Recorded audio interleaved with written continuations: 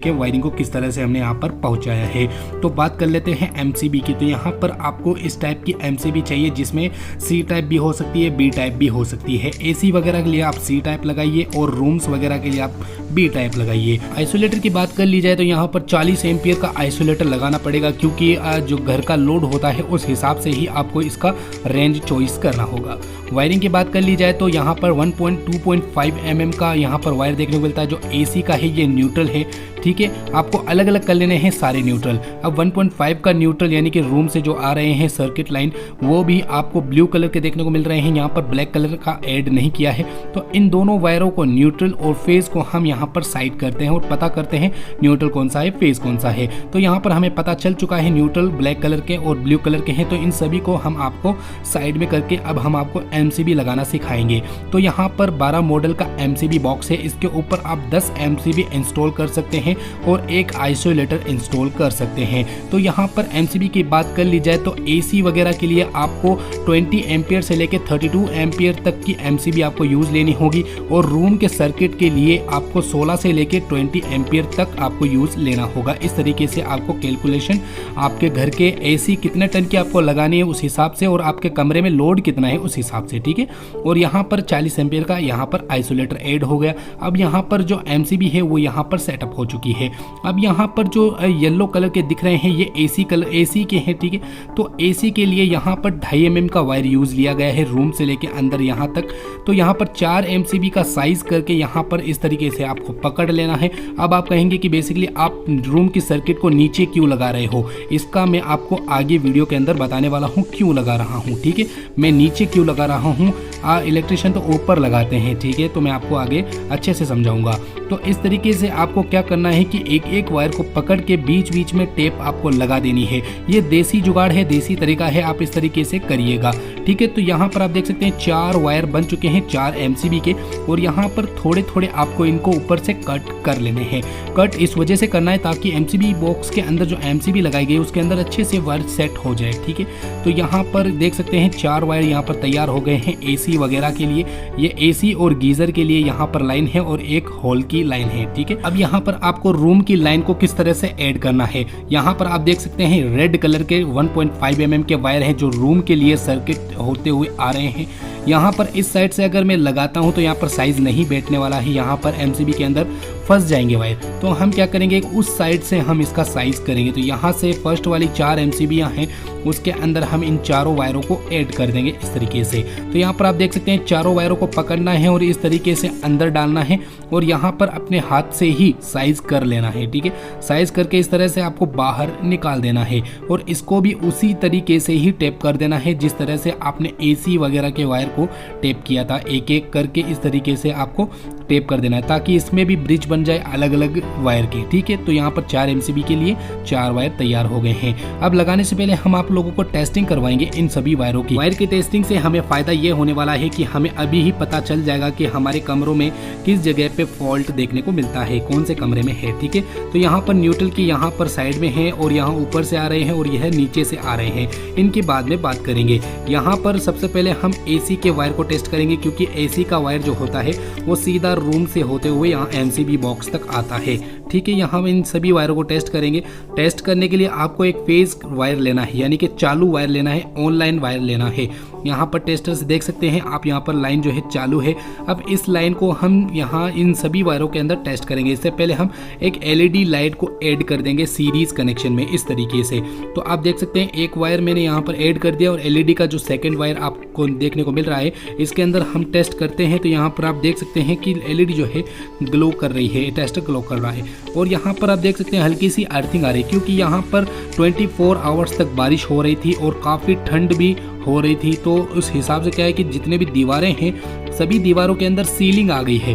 तो इस सीलिंग की वजह से हमें यहाँ से अर्थिंग देखने को मिलते हैं और इस वजह से क्या है कि लाइट जो है ग्लो कर रही है। इस तरह की ग्लो करने से कोई भी इफेक्ट नहीं पड़ता, ठीक है। तो यहाँ जितने भी एसी के वायर हैं उन सभी वायरों को मैं यहाँ पर टेस्ट करने वाला हूँ। तो यहाँ पर देख सकते हैं एक एक करके इस तरीके से जो एक एक एलईडी के वायर हैं इनको यहाँ पर टच कर करके देखना है आपको, ठीक है। जिसमें एलईडी ग्लो करता है यानी हाई ग्लो करता है तब तब यहाँ पर दिक्कत देखने को मिलती है। यहाँ पर देखो हल्की सी ग्लो कर रही है, लेकिन कोई इतना खास बात नहीं है, कोई दिक्कत वाली बात नहीं। हल्का सा ग्लो करे तो चलेगा, क्योंकि यह हवाई करंट होता है तो कोई इतना इफेक्टेड नहीं होता है। ये बेसिकली हर वायर में हमें देखने को मिलता है। तो एसी की जो लाइन है वो 100% कंप्लीट हो चुकी है, यानी कोई भी फॉल्ट नहीं है। अब रूम के अंदर बेसिकली फॉल्ट हो सकता है, क्योंकि रूम की लाइन जो है काफ़ी जगह पे फैली गई होती है। तो यहाँ पर हम एक वायर में टेस्ट करते हैं तो यहाँ पर तो बेसिकली कुछ भी नहीं देखने को मिलता।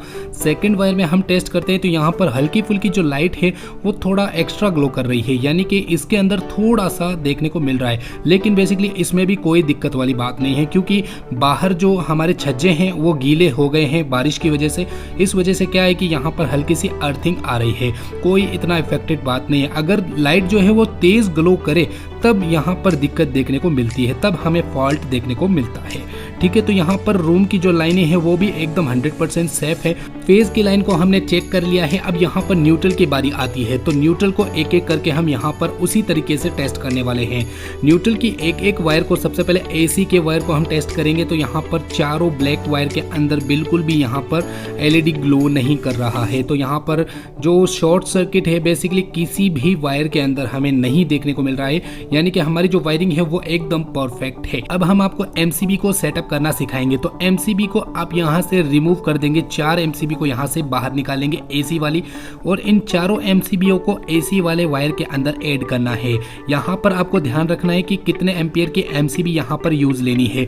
आपको 25 एम्पियर से लेके 32 एम्पियर तक यहाँ पर आपको यूज लेना है एसी के लिए, क्योंकि आप कौन सा एसी लगाना चाहते हैं उसके ऊपर डिपेंड करता है एम्पियर एमसीबी का। ठीक है, तो यहाँ पर चारों वायरों को हमने तैयार कर लिया है, चारों एमसीबीओ को, और यहाँ पर एक एक करके आपको इस तरीके से ऐड कर देना है। तो इस तरीके से आपको भी एमसीबी को सेटअप कर लेना है। एमसीबी को बाहर निकाल के सेट करेंगे तो अच्छे से सेट होगा।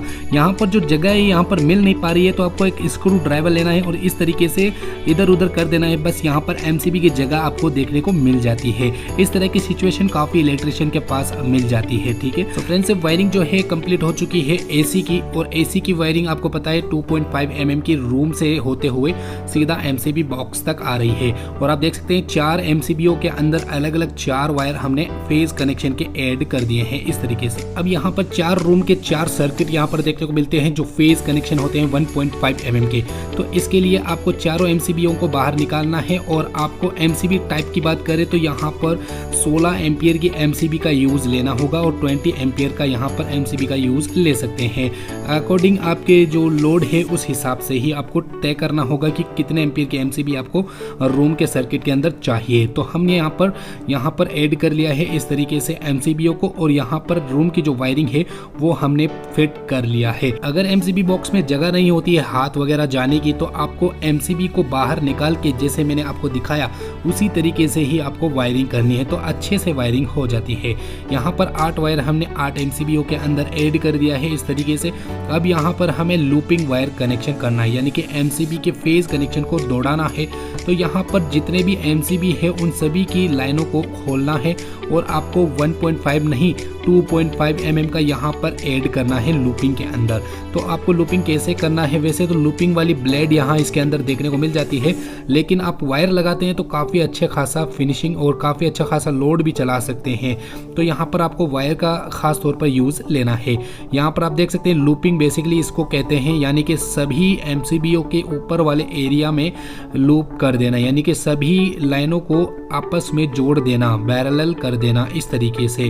तो इसे कहते हैं लूपिंग कनेक्शन। इसे मैं फटाफट से करके आपको दिखाता हूँ किस तरीके से मैंने यहाँ पर लूपिंग कनेक्शन किया है। तो सभी एक वायर से सभी एमसीबीओ के अंदर फेज जो करंट है वो पहुंच गया है। अब यहाँ न्यूट्रल की बारी आती है।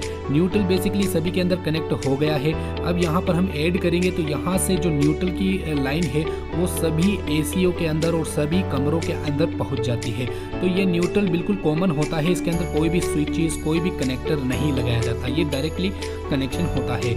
यहाँ पर आप देख सकते हैं येलो कलर का वायर इसके अंदर ऐड हुआ, ठीक है, और यहाँ से जो न्यूट्रल है वो सीधा इसके अंदर ऐड हुआ। तो यहाँ पर अब हम इसको सप्लाई देंगे, यानी कि इसको मेन सप्लाई देने के लिए आपको बाहर से 4 mm से लेके 6 mm की केबल को यूज़ लेना होगा। अगर ज़्यादा दूर वायर है तो यहाँ पर 6 mm की केबल को इसके अंदर आपको यूज़ लेना होगा। तो 6 mm की केबल को आप आइसोलेटर के नीचे वाले एरिया में यानी न्यूट्रल और फेज वाले एरिया में आपको ऐड करना है।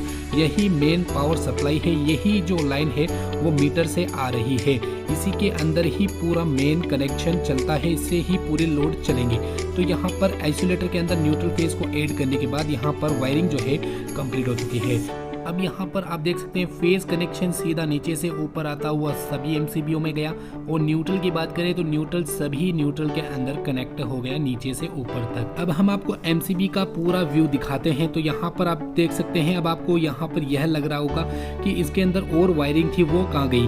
बेसिकली जितनी भी वायरिंग थी मैंने उसके अंदर थोड़ा झमेला था, इसलिए मैंने आप लोगों को इस वीडियो में नहीं दिखाया। मैंने जितनी सिंपल वायरिंग थी वो मैंने आप लोगों को अच्छे से एक्सप्लेन करवा दिया ताकि आप लोग अच्छे से समझ पाए वायरिंग को। यहाँ पर देख सकते हैं 10 एमसीबी इंस्टॉल की गई है और एक आइसोलेटर इंस्टॉल किया गया है, 12 मॉडल का है। अब यहाँ पर लूपिंग की बात करें तो जितने भी लूपिंग है यानी कि जितने भी एमसीबीयाँ हैं उन सभी के अंदर एक वायर को ऐड कर दिया गया है, और इन सभी को जो सप्लाई दे रहा है वो येलो कलर का यह एक वायर है। यहाँ से फेज कनेक्शन आएगा और इन सभी एमसीबीओ के ऊपर वाले एरिया में फेज कनेक्शन दौड़ेगा, ठीक है। और इसके नीचे वाले एरिया में यहाँ पर जितने भी रूम हैं, जितनी भी एसियाँ हैं, एक एक करके यहाँ एमसीबी को जैसे जैसे ऑन करेंगे वैसे चलेगा। और आइसोलेटर मेन लाइन को सब प्रोवाइड कर रहा है। और यहाँ पर आप देख सकते हैं कितना अच्छे तरीके से फाइनल हो चुकी है हमारी वायरिंग, ठीक है। अब यहाँ पर इसका जो कवर है वो ऐड करेंगे यहाँ पर। तो अब आप इसका लुक देख सकते हैं कितना खूबसूरत